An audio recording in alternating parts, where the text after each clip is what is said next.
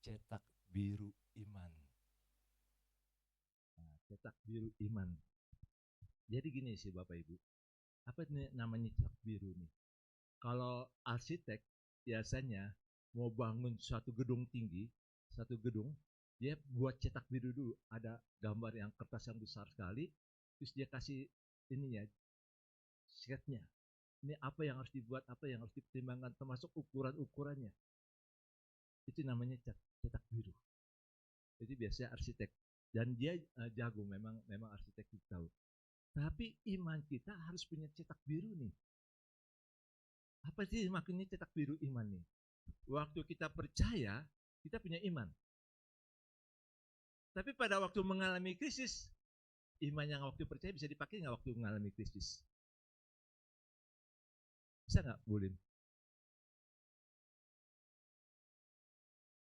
Bimbang dulu ya, bimbang dulu. Tapi masih bisa dipakai nggak nih imannya? Bisa ya. Nah ini, jadi iman yang sama waktu mengalami krisis yang bagaimanapun juga itu bisa dipakai. Makanya kita harus mengerti cetak biru. Walaupun harus melalui keraguan-keraguan, melalui ketakutan, melalui kebimbangan, melalui pertanyaan dari hati, mengapa Tuhan? Itu pertanyaan-pertanyaan yang manusiawi. Tapi cetak biru ini sangat penting bagi kita sih Bapak Ibu. Karena dengan kita mengerti cetak biru ini, itu akan membuat kita makin mengerti bahwa Tuhan itu berdaulat penuh atas alam semesta ini, atas apa yang terjadi dalam orang-orang di sekitar kita ini, maupun juga atas hidup kita. Itu yang kita harus pahami. Mari kita lihat dalam Habakuk 2 ayat yang keempat. Habakuk 2 ayat yang keempat.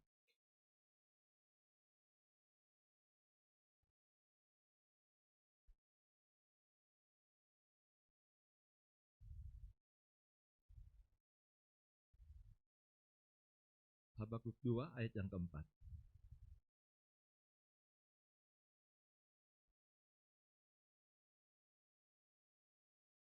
Kita akan baca sama-sama.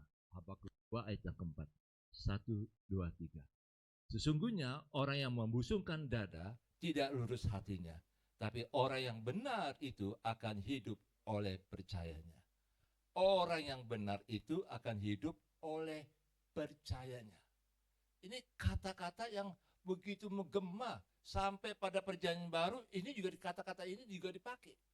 Bahkan pada waktu Martin Luther juga mengalami masa-masa yang paling sulit pun juga firman Tuhan ini berbicara dalam dirinya. Orang yang benar akan hidup oleh percayanya. Termasuk pada saat ini, orang benar akan hidup oleh imannya. Jadi hidup yang bagaimanapun juga, situasi yang bagaimanapun juga, kita pasti bisa hadapi. Karena apa? Karena iman. Iman kepada Tuhan. Nah, Bapak Ibu, kita lihat konteks pada saat itu apa yang terjadi. Berikutnya, Andrew. Konteks historis yang terjadi pada waktu zaman di kerajaan Yehuda. Itu ada krisis ganda. Kalau kita lihat di sini Bapak Ibu, di sebelah kiri itu kerusakan Yehuda tahun 605 sampai 586 sebelum Masehi. Pemerintahan Raja Yoyakim diwarnai oleh korupsi, dekadensi moral dan ketidakadilan sosial. Hukum kehilangan kekuatan dan kebenaran diputar balikan. Ini situasi pada saat itu. Korupsinya luar biasa pada waktu itu Raja Yoyakim. Raja Yoyakim ini siapa? Ini anak dari Raja Yosia. Raja Yosia itu raja yang membuat pembaharuan di Yehuda. Semua berhala-berhala dihancurkan. Tapi anaknya mau bangun lagi nih. Berhala-berhala. Dan anaknya ini pada saat itu Raja Yoyakim harus bayar pajak yang mahal ke Mesir, ke Firaun. Waktu dia bayar pajak mahal ke Firaun, dia bangun istana yang mewah. Setelah itu dia pajakin nih rakyatnya. Dipajakin rakyatnya. Orang yang menentang dia itu langsung dihukum mati. Jadi kayak ada satu nabi Waktu bilang, Yehoyakim, kamu harus bertobat, kamu berdosa, kamu telah melawan Tuhan. Terus Nabi ini ketakutan, dia pergi ke Mesir. Waktu dia pergi ke Mesir, Nabi ini pergi ke Mesir, Yehoyakim bilang ini, tangkap orang itu, bawa ke sini. Waktu dibawa ke hadapan Yehoyakim, Nabi itu dibunuh. Yeremia juga bernubuat melawan Yehoyakim. Yeremia sampai dimasukin dalam sumur yang paling dalam. Ini Yehoyakim. Jadi siapa yang menentang dia akan dilawan sama dia. Korupsinya luar biasa. Nah, yang menjadi pertanyaan ini, kira-kira sama nggak dengan Indonesia? Iya loh. Ini bukan kita ini ya, kita doakan musuh Indonesia ini. Tapi ini korupsi di Indonesia ini makin jadi-jadi. Bahkan yang korupsi dibiarkan korupsi. Yang hidup benar, sungguh-sungguh benar, yang melakukan yang benar, akhirnya ditangkap. Jadi sampai divonis, sampai bukan vonis, dituntut 18 tahun, kalau nggak bayar 5T akan ditambah lagi 9 tahun. Jadi 27 tahun. Ini orang yang berjasa untuk bangsa ini sampai ada orang yang bisa ada lapangan kerja 4 juta orang bisa kerja. Tapi orang ini dituntut. Jadi banyak orang yang berpikir, ngapain ya di Indonesia? Orang-orang muda yang pintar-pintar itu akhirnya lebih baik pikirnya lebih baik kerja di luar negeri.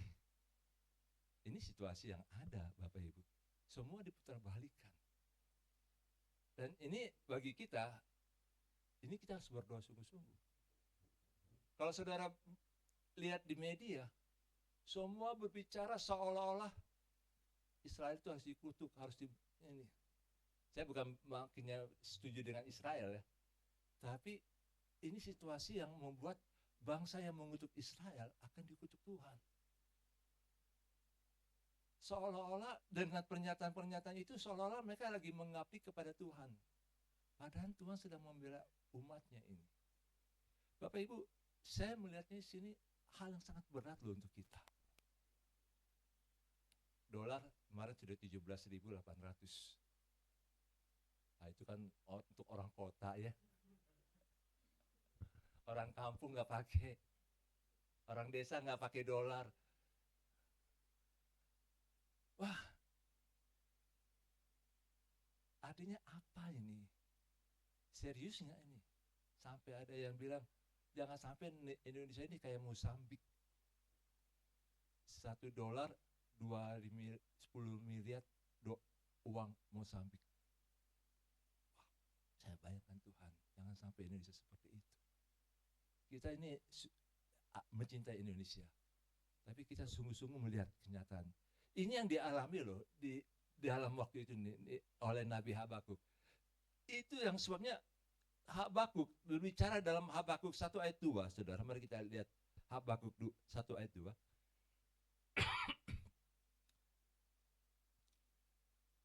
Habakuk bertanya kepada Tuhan, berapa lama lagi Tuhan aku berteriak, tapi tidak kau dengar. Aku berseru kepadamu penindasan, tapi tidak kau tolong. Ayat 3. Mengapa engkau memperlihatkan kepadaku kejahatan, sehingga aku memandang kelaliman? Ya, aniaya dan kekerasan ada di depan mataku, perbantahan dan pertikaian terjadi. Itulah sebabnya hukum kehilangan kekuatannya dan tidak pernah muncul keadilan. Sebab orang fasik mengepung orang benar, itulah sebabnya keadilan muncul terbalik. Jadi betul-betul Indonesia ini keadaan yang memang sama dengan Indonesia loh. Kayak minggu lalu tuh gereja di Jogja ya, ditutup, diancam kalau nggak dibakar, di Bantul itu. Terus polisi bilang apa? Nggak tangkap yang ngancam itu. Tapi gerejanya, kamu pindah dulu. Di mana keadilan? Sama. Ini situasi yang memang nggak mudah untuk kita orang Kristen. Makanya nih Oten ini harus betul-betul, Oten tahu nggak, Bulip? Orang Kristen. Singkatan anak muda saat ini, Oten. Oten. Iya.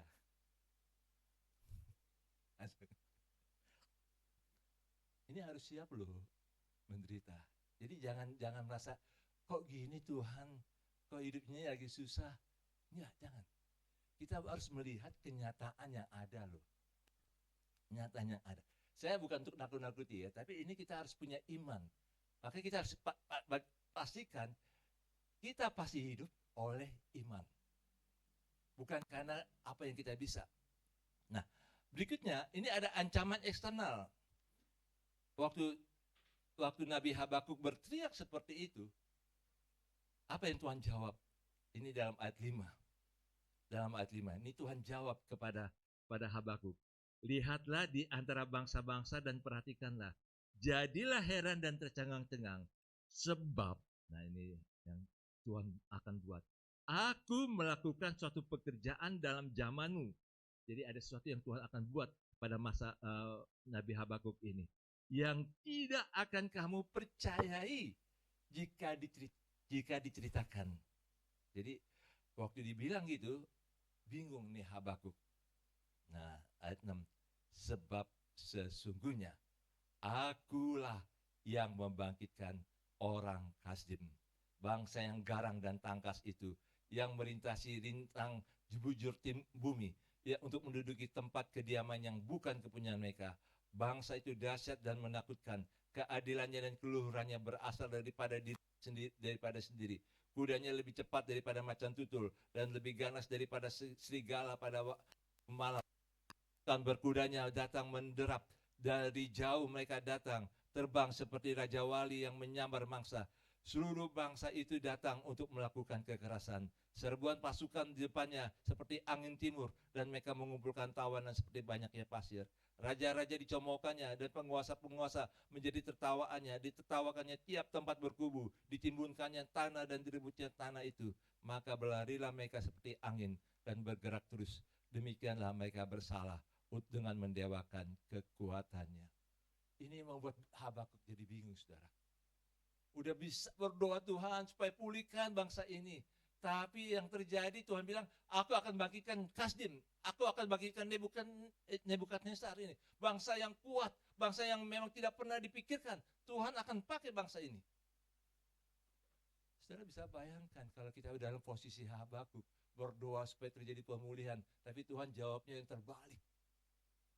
Tuhan jawabnya seolah, tunggu, aku punya rencana nih, dalam hidupmu pada masamu, engkau akan lebih susah lagi. Aduh, betapa beratnya hati kita waktu kita mendengar itu. Ini yang dialami oleh Habakuk. Udah susah dalam negeri, susah lagi akan ada ancaman luar negeri. Itu sebabnya kita berdoa loh untuk Indonesia. Jangan pikir Indonesia ini tidak akan ada perang. Kita berdoa sungguh-sungguh. Bahkan ada yang memperkatakan 2037 Indonesia akan berperang sama Australia. Ada yang memperkatakan demikian. Indonesia ini kaya. Indonesia ini banyak sekali. Nanti peperangan itu bukan karena wilayah, tapi karena pangan. Siapa yang punya tanah itu yang akan dikuasai. Indonesia ini luar biasa, diincar sama bangsa-bangsa. Kita mau kemana? Kesempatan ini kita saat ini. Ada ancaman. Airport Kertajati yang dibangun sama Jokowi, waktu Jokowi bangun dan itu jadi sepi, nggak dipakai. Akhirnya Amerika Serikat bilang gini, udah jadikan pangkalan militer ya untuk perbaikan Hercules. Yang dikibarkan bukan bendera merah putih, bendera Amerika. Ada pangkalan militer yang dibuat di situ. Saya bukan untuk membuat ini ya, tapi kita harus lihat, buka mata nih. Buka mata kenyataan yang ada. Ya kalau kami yang sudah usia 60-an ya sudahlah, kita siap-siap aja lah. Istilahnya kalau orang bilang itu kayak bawa tanah ya. Tapi bukan di situ. Kami berdoa untuk kalian ini, anak-anak muda ini masih panjang. Untuk anak-anak cucu-cucu kita ini nanti masih panjang, masih penuh perjuangan. Apa sih yang harus kita buat? Apa yang harus kita buat? Sebenarnya kita melihat blueprint daripada iman kita ini. Apa yang harus kita buat? Ini harus ada proses. Iman itu sebagai proses aktif, bukan pasif, bukan menunggu, tapi harus aktif. Mari kita lihat next itunya.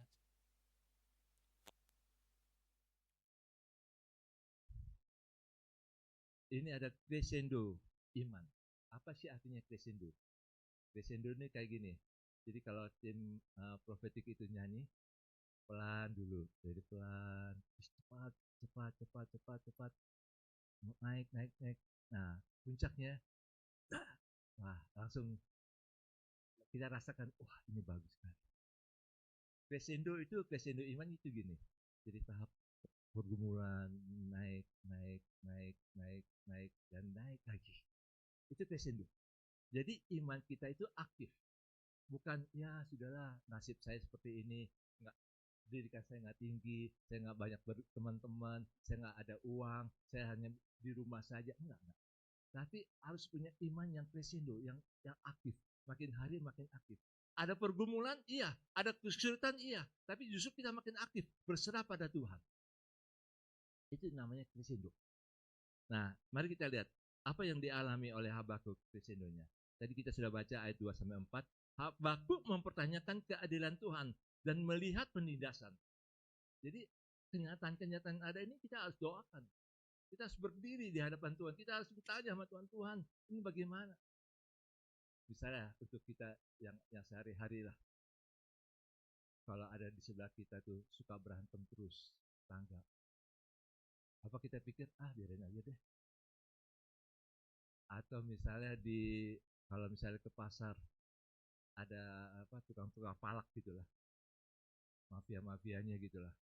Preman-premannya, suka-suka minta uang. Apakah kita biarkan aja? Mari kita berdoa. Ya, Tuhan, ini supaya dibersihkan, tolong. Itu crescendo. Nah, jawabannya tidak terduga. Berikutnya, Tuhan merespon akan memakai bangsa Kasdim untuk menghukum Yehuda. Tadi kita sudah baca. Dan pasal 1 ayat 12-17 nanti Bapak Ibu baca sendiri. Ini ada kebingungan Habakuk. Jadi waktu Tuhan menjawab dari ayat 5-11, Habakuk bingung. Tuhan, ini apa? Ini apa maksudnya Tuhan? Habakuk bingung. Seringkali kan kita bingung, saudara. Tuhan, apa sih maksudnya? Kenapa ini harus terjadi? Kok lebih parah lagi Tuhan? Engkau menjawab, aku berdoa dengan iman, tapi engkau jawabnya kok lain. Seperti lagu itu ya, walau gunung tak beranjak. Sudah berdoa, beriman seperti dengan apa yang katakan Tuhan Yesus. Kalau imanmu sebesar biji sesawi, gunung-gunung akan beranjak. Kita udah berdoa beriman, Tuhan tolong. Bagaimana ini? Kita udah betul-betul Tuhan, dosa saya apalagi nih Tuhan? Belum dijawab, dosa saya apalagi nih Tuhan? Tuhan beritahu Tuhan, kalau saya punya dosa, beritahu Tuhan. Tapi Tuhan nggak jawab. Terus kita tunggu, gunungnya nggak beranjak. Masalahnya nggak beranjak. Nggak terjadi perubahan, makin lebih berat lagi. Misalnya juga, contoh, kita doakan orang untuk bertobat. Keras kepala orang. Kalau orang Malang bilang tuh bongol. Bongol itu udah bodoh, paling bodoh lagi. Itu bongol. Dan keras kepala. Makin kita doakan, makin jadi. Sampai kita bilang, Tuhan, engkau jawab doa saya apa enggak sih? Misalnya saya dulu pernah ada masalah dengan koko saya waktu saya masih remaja. Saya berdoa, Tuhan tolong dia, Tuhan supaya dia bertobat, dia nggak cari masalah gitu loh, nggak jadi pusing gitu loh. Habis ikut ibadah di luar, persekutuan doa, ikut persekutuan doa di luar, pulang dia buat masalah lagi. Sampai saya emosinya luar biasa. Padahal saya berdoa supaya dia bertobat, berubah Tuhan. Tapi yang terjadi apa? Masalah. Sederhana aja dah. Doa pagi, Tuhan berikan saya kesabaran aja Tuhan. Begitu selesai lagi masak, ada masalah. Meledak lagi. Walau gunung tak terancam. Ini yang memang kita bisa saja alami. Bisa saja alami. Makanya Habakuk ini, apa yang dia buat? Mari kita lihat dalam Habakuk 2 ayat 1. Jadi dari visi keadilan yang dia harus punya. Apa yang dia lakukan? Aku mau berdiri di tempat pengintaianku dan berdiri tegak di menara. Aku mau meninjau dan menantikan apa yang akan difirmankannya kepadaku dan apa yang akan dijawabnya atas pengaduanku. Jadi Bapak Ibu, kalau kita lagi bingung, betul-betul bingung, nggak tahu jalan keluar dari masalah kita, kuasai diri kita. Mari kita lihat 1 Petrus 4. Ini kata kuncinya.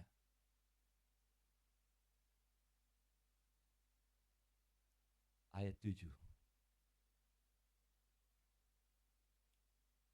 Jadi Habakuk apa yang dia buat? Dalam kebingungan yang luar biasa, dia harus berdiri di menara pengintaian. Menara pengintaian itu tempat berdoa. Dikatakan demikian, kesudahan segala sesuatu, dikatakan apa? Sudah dekat. Jadi waktu masalah itu ada, kita harus tahu kesudahan masalah yang aku alami sudah dekat. Kesudahannya ini sudah dekat. Karena itu firman Tuhan katakan, kuasailah dirimu dan jadilah tenang supaya kamu dapat berdoa. Supaya kamu dapat berdoa. Jadi kalau kita lagi bingung luar biasa, kita nggak tahu jalan keluarnya, jangan kita bilang saya nggak tahu, pusingin amat, saya nggak masa bodoh sama orang itu, dengan masalah itu saya masa bodoh. Jangan. Justru pada saat itu kita alami, pada waktu kita alami, coba kita tenangkan dulu. Tenang. Kita diam. Waktu diam itu, kita mulai bisa, saya harus bisa berdoa. Tuhan tolong saya. Tapi ini bagaimana ya kalau suami-suami ya, udah mau diam, istri-istrinya nyerocos terus. Cepat ini udah gini.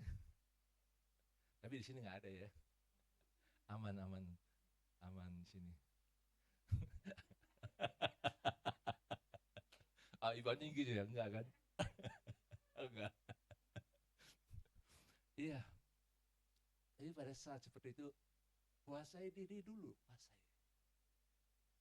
jadilah tenang dan berdoa. Sebenarnya pada saat kita lagi kepanikan yang luar biasa, kuasai diri kita. Tuhan, aku berharap padamu. Tuhan, aku percaya kepadamu. Kuasai diri. Mulai kuasai diri. Ada yang bilang kalau lagi panik kayak gitu, tarik nafas dulu.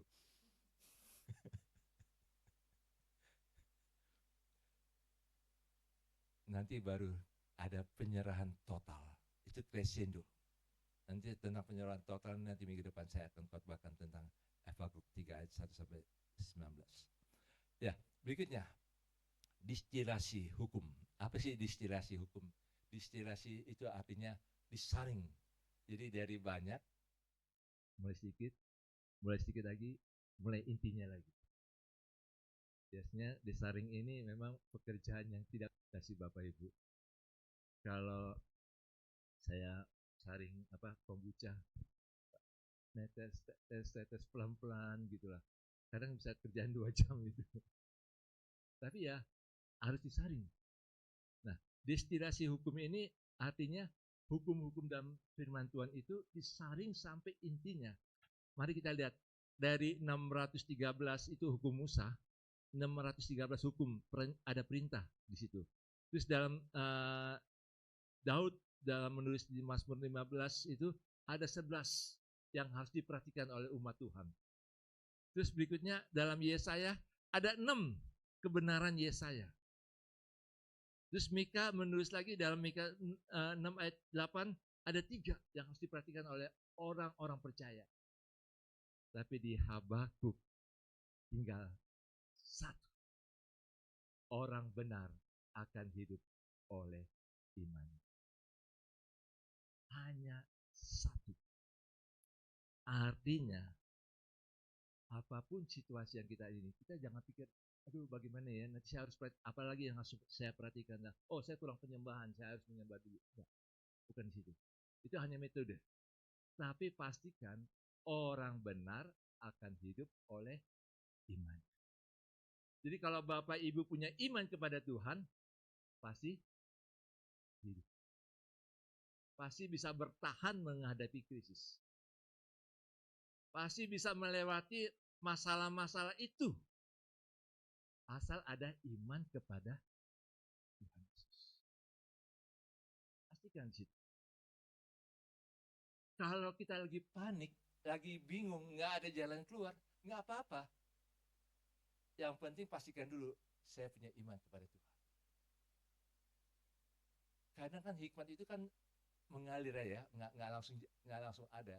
Karena pada waktu kita, aduh saya percaya pada Tuhan, saya punya iman kepada Tuhan, Tuhan pasti tolong saya. Tidur malam, Tuhan, aku serahkan, aku bingung nih bagaimana bisa, ya, jadi ngomel-ngomel lah istilahnya, ngomel-ngomel yang positif ya, curhat sama Tuhan. Setelah itu udah ngantuk, tidur. Pernah nggak? Waktu tidur bangun pagi, tiba-tiba ada pikiran baru. Oh, ini. Jadi kalau misalnya tiba-tiba bangun pagi ada pikiran, jangan diabaikan. Itu seringkali Tuhan kasih hikmat. Kasih hikmat. Jadi pada waktu tidur, bukankah Mazmur katakan pada waktu tidur engkau menyediakan berkat untuk sepanjang hari. Jadi waktu kita tidur, Tuhan berikan jalan keluar kok. Sebenarnya bersyukurlah kalau kita punya iman, walaupun kita masih bingung. Sebenarnya kita belajar, terus percayakan bahwa kita punya iman kepada Tuhan. Nah, mari kita lihat dalam timbangan rohani, timbangan ilahi di sini. Dikatakan dalam Habakuk 2 ayat 4 tadi, Bapak Ibu, dikatakan demikian. Sesungguhnya orang yang membusungkan dada tidak lurus hatinya, tapi orang yang benar akan hidup oleh percayanya. Orang yang sombong, orang yang membusungkan dada. Kata membusungkan dada, jadi kayak ini saya. Ada yang sungguh menarik dari istilah kata membusungkan dada. Itu dalam bahasa Ibrani ada satu terjemahan juga dikatakan bengkak. Jadi kayak misalnya kalau mata kita bengkak, kan kelihatan kan, menonjol sendiri. Kepala kita benjol, bengkak sendiri, itu kelihatan. Gigi kita bengkak, gusi, menonjol sendiri. Orang yang membusukkan dada biasanya menonjol sendiri. Merasa diri, ini saya loh, ini saya. Bukankah itu yang banyak terjadi dengan orang-orang yang suka validasi? Loh, ini loh saya loh, lihat nih, ini status nih, lihat nih.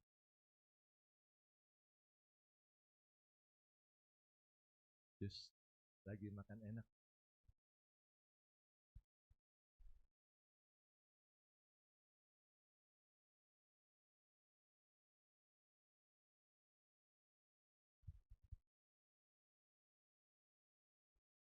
Gue ini bilang gini, kalau foto makanannya jangan taruh di status ya.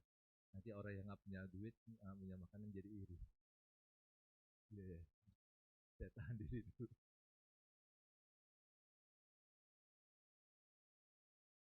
Ya kalau makan enak sih puji Tuhan, kalau sudah bisa makan enak puji Tuhan.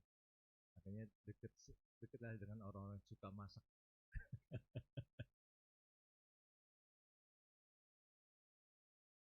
Jadi orang yang sombong tuh orang yang suka pengakuan.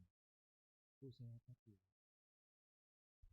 Tapi Tuhan katakan orang yang sesungguhnya orang yang membusukkan dada tidak lurus hatinya. Dalam ayat 5 dikatakan dari Habakuk 2 ayat 5 dikatakan orang sombong dan hianat. Dia yang melaga, tapi ia tidak akan tetap ada. Ia mengangkat mulutnya seperti dunia orang mati dan tidak kenyang-kenyang seperti maut. Sehingga segala suku bangsa dikumpulkannya dan segala bangsa dihimpunkannya. Jadi orang yang sombong ini akan lenyap. Nebukadnezar satu kali dia bangga. Ini aku, prestasi aku. Ini aku buat untuk kerajaanku, untuk kemuliaanku. Pada waktu dia bicara seperti itu, Tuhan bicara, kamu sebentar lagi akan menjadi orang gila. Dia betul-betul gila. Selama 7 tahun, dia hilang ingatan. Dia kayak sapi, makan rumput. Dia kayak sapi, betul-betul kayak sapi, makan rumput. Dia tinggal di luar. Dia nggak tinggal di istana, dia tinggal di luar. Tinggal pengawal-pengawal menjaga dia 7 tahun lama. Karena dia sombong. Kalau kita ada sesuatu yang dikasih kelebihan sama Tuhan, bersyukurlah. Itu karena kasih karunia. Tapi Tuhan katakan orang yang benar akan hidup oleh imannya. Jadi timbangan orang benar ini orang yang adil, orang yang rendah hati. Ini mempresentasikan umat Tuhan, andalkan janji Tuhan, merendahkan diri di hadapan realita ilahi dan dianugerahi kehidupan.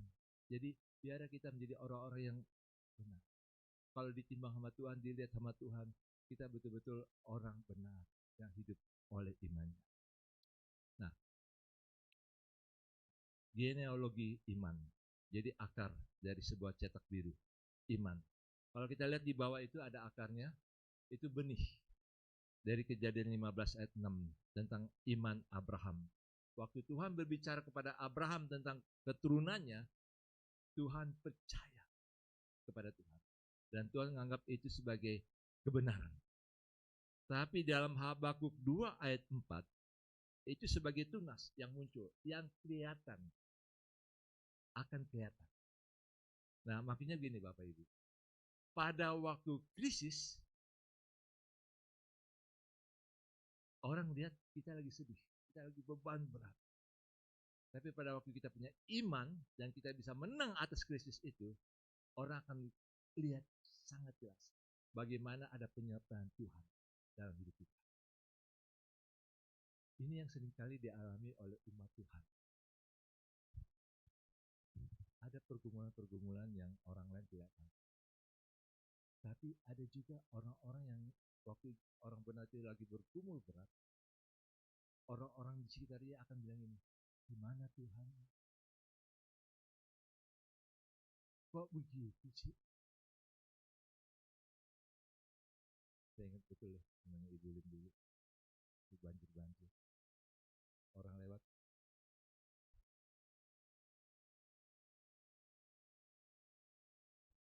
banjir terus. Dan musim panas, banjir. Musim panas dan gak ada hujan.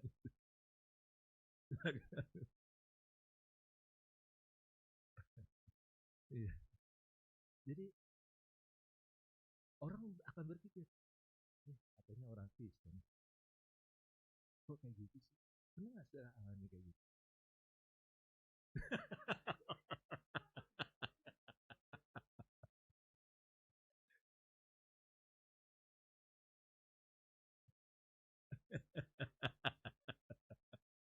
Nah ya itu juga pergumulan loh, pergumulan yang mudah. Saya waktu Ibu Kumala Pak Pik sakit itu bergumul sekali. Kan bisa jadi, bisa aja ada orang yang bilang, katanya orang Kristen, kok susah kayak gitu sih?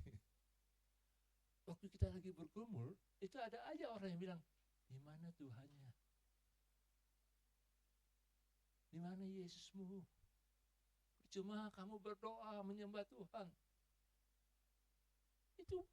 Itu sesuatu yang sangat menusuk sekali. Dan ini yang dialami oleh Habakuk.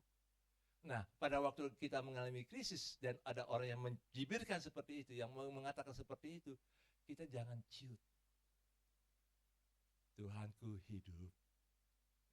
Tuhanku bangkit, Dia berkuasa. Jadi kalau waktu kita lagi dicibirkan gitu, kita jangan sampai kita, aduh kok Tuhan saya malu jadi orang Kristen. Jangan.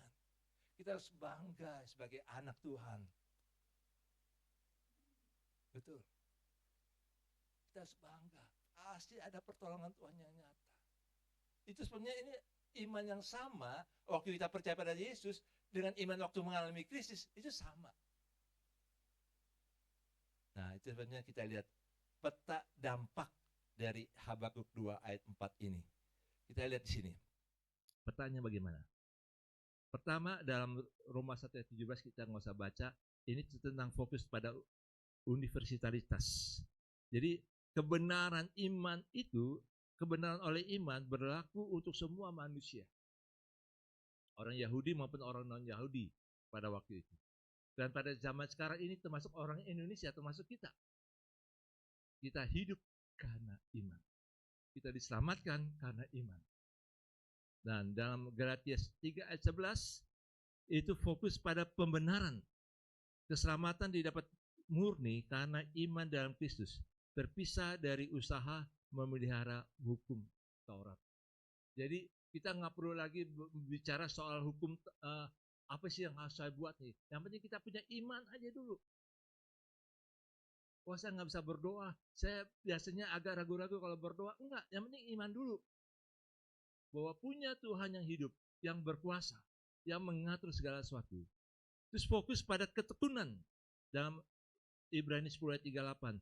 Iman sebagai instrumen daya tahan jiwa untuk tidak mundur saat menghadapi penderitaan. Jadi ini perlu ada ketekunan, ketangguhan. Saya ingin sedikit tambahkan di sini. Saat ini bukan keterampilan yang kita butuhkan saja, tapi bagaimana kita bisa tangguh dalam iman, bertekun dalam iman. Kita tidak mundur dari Tuhan sedikit pun. Sekalipun kita bingung, sekalipun kita tidak tahu jalan keluar, tapi harus tangguh, harus kuat. Banyak orang muda bunuh diri karena mereka nggak tangguh. Kita harus tangguh dalam iman. Sekalipun kita dalam kesendirian, berada dalam paling terpuruk sekalipun, terendah. Kalau orang bilang tuh titik nadir, titik nol.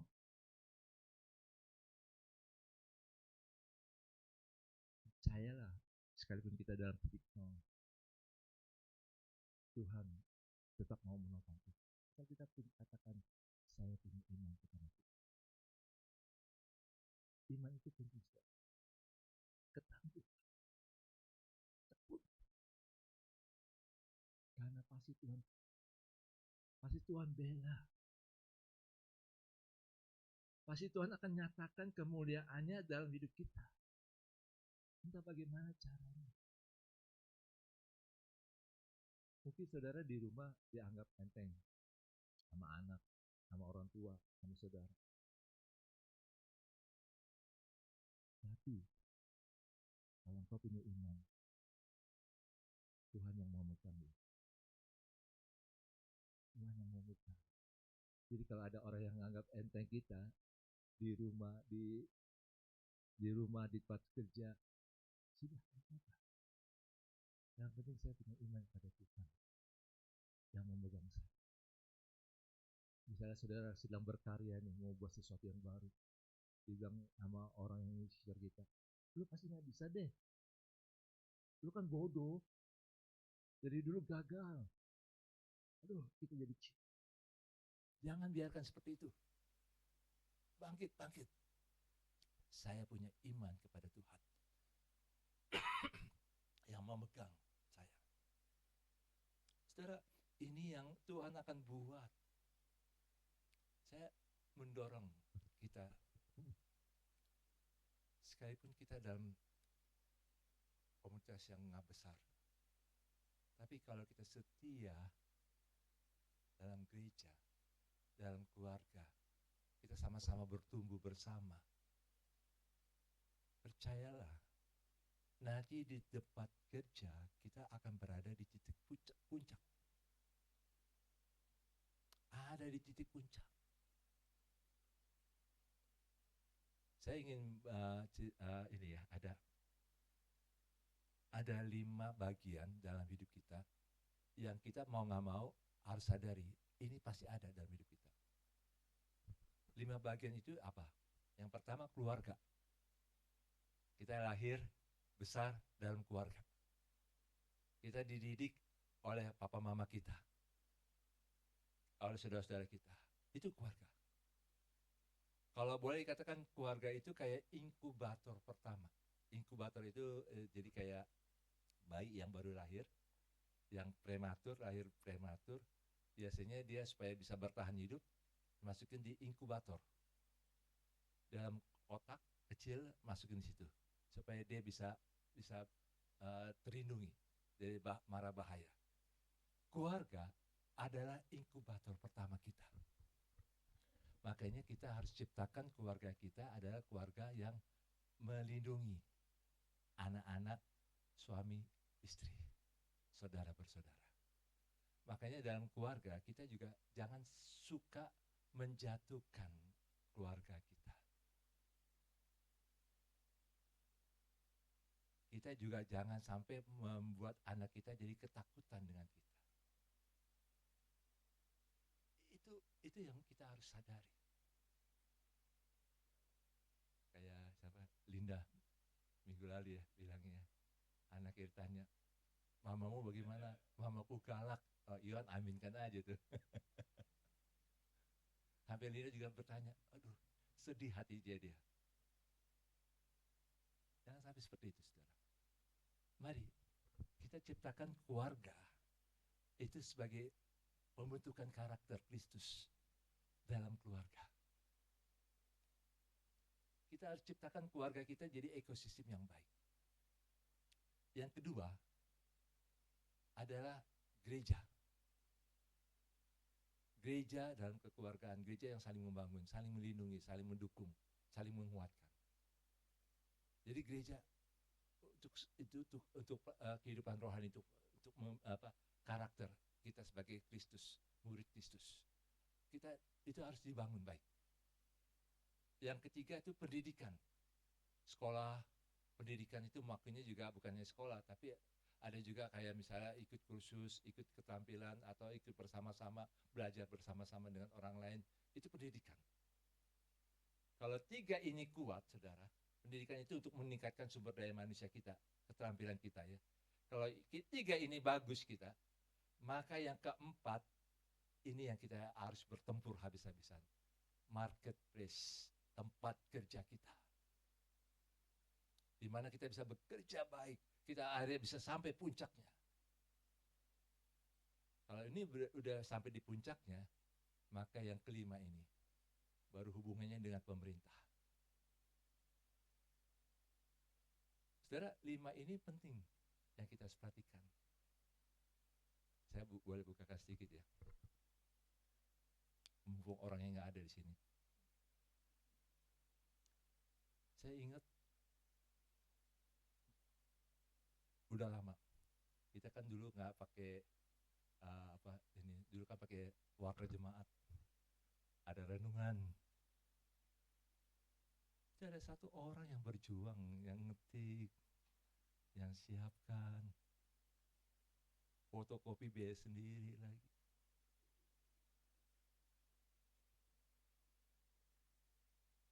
Waktu saya lihat dia berkorban seperti itu, saya lihat Tuhan akan pakai dia di marketplace, tempat kerja.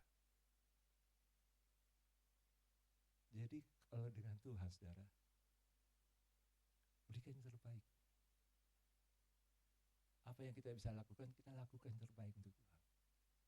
Nanti di marketplace, di tempat kerja, Tuhan akan buat kita lebih lagi loh. Saya berdoa supaya kita ngalami seperti itu. Saya berdoa seperti itu, saudara, supaya saudara ngalami sesuatu yang lebih apa ya, bisa lebih lagi. Saya berdoa seperti itu. Jangan nanti kalau misalnya gelombang PHK berikutnya nih, saudara yang dipilih untuk di PHK juga, jangan sampai. Orang akan melihat kita ini beda. Biara 3 tadi dari keluarga, dari gereja, dan dari pendidikan, kita dibentuk untuk punya keterampilan-keterampilan. Di marketplace, orang di marketplace menghargai kita. Dan Tuhan juga menghargai kita, saudara. Akhirnya Tuhan yang ngangkat. Tuhan yang memberikan kepercayaan kepada kita makin hari makin tinggi. Saya bicara ini bukan hanya ini. Saya pun juga ditantang loh, saudara. Secara pribadi saya tertantang juga untuk bisa di luar pun juga bisa lebih lagi. Apa yang terbaik. Dan puji Tuhan, Tuhan berikan. Nah, saudara, saya mengajak kita, ayo berikan yang terbaik kepada Tuhan. Berikan yang terbaik kepada Tuhan. Apapun yang kita punya, berikan yang terbaik. Kalau sering kan pembicara luar gitu lah. Saya ingin beritahu aja satu rahasia lagi. Pembicara luar. Kan ada PK, kita kasih PK, persembahan kasih. Ibu Leni itu nggak mungkin kasih uang kepada hamba Tuhan itu, uang yang ketekuk. Yang ketekuk aja nggak boleh loh, saudara. Cari. Ibu Leni sampai bilang, aduh harus cari duit. Yang bagaimana nih, yang bagus, yang baru. Saya bilang, kan nggak apa-apa. Enggak, ini harus menghargai hamba Tuhan. Hamba Tuhan ini dihargai, apalagi Tuhan.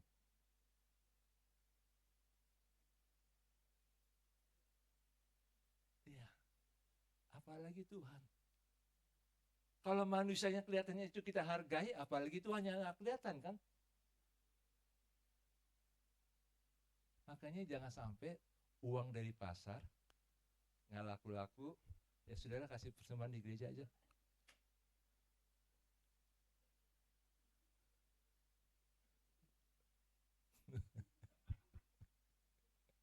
yang penting masih ada nilai.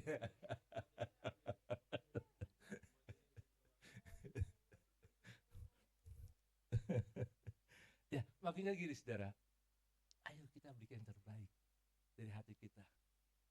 Sehingga apapun yang terjadi, Tuhan yang melihat, Tuhan yang angkat kita.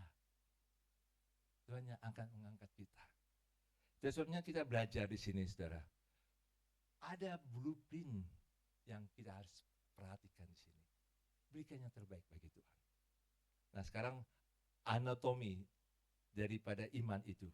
Mari kita lihat dalam gambar dua gambar berikutnya, Andrew. Ini ada satu bangunan.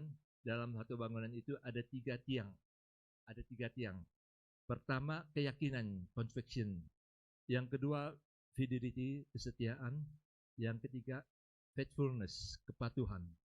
Jadi iman yang kita bisa bangun ini, ada 3 ini akan membuat kita, hidup kita jadi kuat. Karena ada topang oleh 3 tiang ini. Nah, kita lihat pertama, conviction, keyakinan. Ini kita menghargai hubungan, bukan memanfaatkan posisi. Jadi jangan sampai kita berpikir punya iman yang transaksional. Jadi maksudnya saya kalau kasih kolektif kepada Tuhan, nanti Tuhan akan balas. Kalau saya kasih perpuluhan 100.000, itu kan dalam Alkitab dikatakan Tuhan akan balikan 100 kali lipat. Jadi saya akan terima 10 juta. Itu hitungan sama Tuhan. Nggak dikasih 10 juta ngambek. Marah. Itu iman yang nggak dibenarkan oleh Tuhan. Nah, tapi yang paling penting iman relasional, jadi conviction. Jadi hubungan itu hubungan pribadi. Tadi kita kan nyanyi, biarkanlah aku menyembah, walau dengan puisi yang tidak indah. Jadi hubungan pribadi. Jadi Tuhan menghendaki bukan uangmu, bukan kelebihanmu, tapi dirimu sendiri. Dirimu sendiri, hidup kita sendiri, itu yang Tuhan kehendaki. Ternyata ada keyakinan seperti itu. Jadi kita bukan memanfaatkan posisi kita. Oh, ini saya lagi dekat sama Tuhan, jadi saya bisa bujuk Tuhan. Enggak. Tapi bagaimana hidup kita sehari-hari mau menyenangkan Tuhan. Itu conviction. Yang kedua, fidelity, kesetiaan. Kita bukan sebagai penonton, lihat dari jauh. Ini bagaimana nih? Wah, ini bagus nih. Bagus. Bukan itu. Jadi kita bukan hanya ini, tapi kita betul-betul menjadi subscriber. Jadi betul-betul yang pelanggan setia, yang betul-betul kita mengalami bagaimana hubungan dengan Tuhan. Kita mengalami Tuhan dari kehidupan kita sehari-hari. Kita harus alami betapa Tuhan itu setia dalam hidup kita sehari-hari. Yang ketiga, kepatuhan. Jadi digambarkan dengan jangkrik. Jangkrik kan biasa kan dulu suka diadu kan. Jangkrik dengan jangkrik. Dengan yang bambu itu kan. Nah, ini ada jangkrik yang namanya namanya Rambo. Dia setiap kali 19 kali pertandingan dia selalu menang. Tapi pada waktu pertandingan yang ke-20 dia langsung ciut. Ciut bukan karena dia takut, bukan karena dia nggak bisa, tapi yang dia hadapi adalah komandannya, panglimanya. Nah, demikianlah hidup kita, saudara. Kalau kita patuh kepada Tuhan, bukan karena kita, jadi kepatuhan yang di sini dibutuhkan keleraan untuk merendam ego kita, merendam hasrat kita yang terdalam untuk berkata bukan kehendakku, melainkan kehendakmu ya Tuhan yang jadi. Ketaatan sejati adalah menolak melawan komandan ilahi. Jadi kalaupun juga kita mengalami kita berdoa Tuhan belum jawab, kita tetap patuh. Kita tetap langkah bersama Tuhan. Jadi saudara, 3 ini penting bagi kita untuk kita bisa kuat dalam Tuhan. Pertama ada keyakinan, kedua ada kesetiaan, ketiga ada kepatuhan kepada Tuhan. 3 ini akan membuat kita jadi kuat. Jawabnya, orang benar akan hidup oleh percaya. Saudara pasti hidup oleh percaya. Situasi apapun yang terjadi di Indonesia, dalam hidup kita, di sekitar kita, kita tetap bisa bertahan, bisa menang terhadap krisis apapun juga.